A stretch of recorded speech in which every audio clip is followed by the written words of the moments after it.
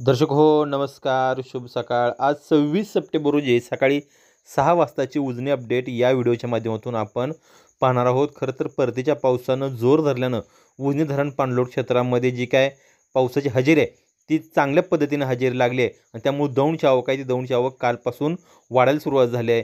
त्यामुळं आज सकाळची अपडेट आपण पाहिली तर आज सकाळची दौंडची आवक आहे ती दौंडची आवक तब्बल 11,719 क्युसेस इतकी दौंडची आवक झाली आहे आणि त्यामुळे पूर नियंत्रण करण्याच्या दृष्टीनं उजनी धरणातून परवा सायंकाळी 5 वाजल्यापासून हा विसर्ग सुरू आहे। त्यामुळे सातत्यानं वाढ करण्यात येते। सुरुवातीला हा विसर्ग 5,000 करण्यात आला होता, त्यानंतर तो विसर्ग 10,000 करण्यात आला आणि आज सकाळची जर अपडेट आपण पाहिली तर रात्री 7:30 वाजल्यापासून उजनी धरणातून जो काही विसर्ग सोडला जातोय त्यामध्ये वाढ करण्यात आली असून तो विसर्ग तब्बल 30,000 क्युसेक्स इतका करण्यात आला आहे। त्यामुळे भीमा नदी आहे ती भीमा नदी दुथडी भरून वाहणार आहे। भीमा नदी पाणी पातळी त्या ठिकाणी वाढणार आहे। त्यामुळं उजनी धरणातून जे काही विसर्ग सोडला जातोय तो भीमा नदीमध्ये 30,000 क्युसेक इतका आहे आणि वीज निर्मितीसाठी 1600 क्युसेक इतका विसर्ग आहे। मुख्य कॅनॉलसाठी सुद्धा विसर्ग वाढवण्यात आला असून तो 1800 क्युसेक इतका करण्यात आला आहे।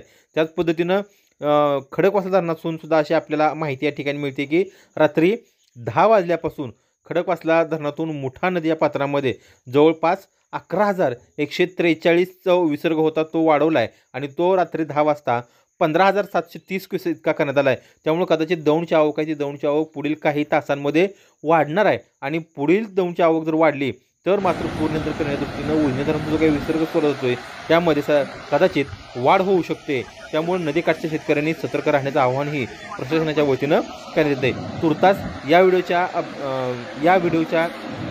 व्हिडिओमधील महत्त्वाची अपडेट अशीच की दौंडची आवक आहे दौंडची आवक 11,719 आहे आणि उजनीतून भीमा या पात्रामध्ये 30,000चा विसर्ग सोडला जातोय।